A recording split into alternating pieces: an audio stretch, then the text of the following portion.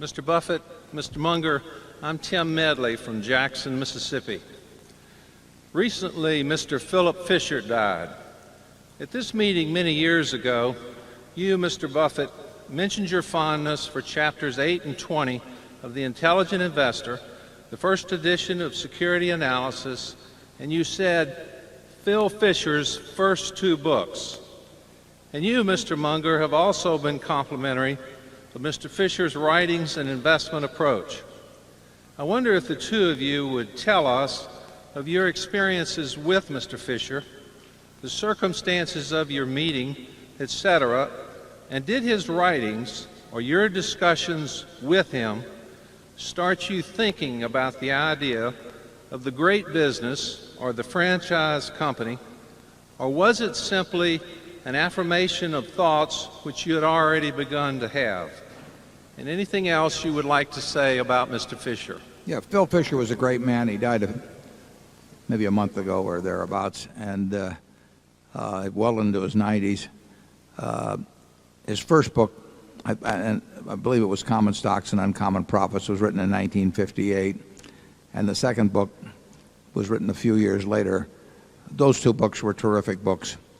And as with Ben Graham, you could really get it all by reading the books. I met Phil Fisher just once, and it was great. I enjoyed it. I loved it. He was nice to me. But similarly, actually, to my experiences with Ben Graham, where I worked for him, I took his classes and everything else, it was in the books. I mean, they were such good writers, and their thoughts were so clear that you didn't need to meet them personally. I enjoyed meeting them personally, obviously, but they got it across in words. And the only time I met Phil was sometime after that 1962 book, or whatever it was, 61 or 62. And I was in San Francisco. I think it was in the Russ Building. I may be wrong on that. And I just went there. I used to do that all the time when I was younger. And I'd go to New York and I'd just drop in on all kinds of people. And I guess they thought because I was from Omaha that, one time and they'd be rid of me. So, and I would usually get in to see him. And Phil, I did that with Phil.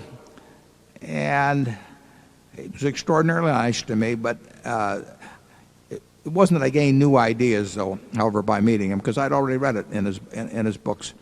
And Charlie, actually, I met Charlie in 1959, and Charlie was sort of preaching the Fisher doctrine also to me, a little different form, but his ideas paralleled those of Phil. So I was sort of getting it from both sides, and made a lot of sense to me. I don't know what Charlie's experiences were with Phil. Well, I always like it when somebody who's attractive to me agrees with me. And therefore, I've got very fond memories of Phil Fisher. The basic idea of that it was hard to find good stocks and it was hard to find good investments, and that you wanted to be in good investments, and therefore you'd just find a few of them that you knew a lot about and concentrate on those, seemed to me such an obviously good idea.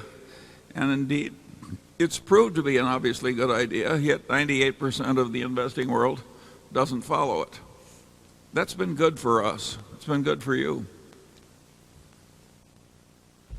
We'll go to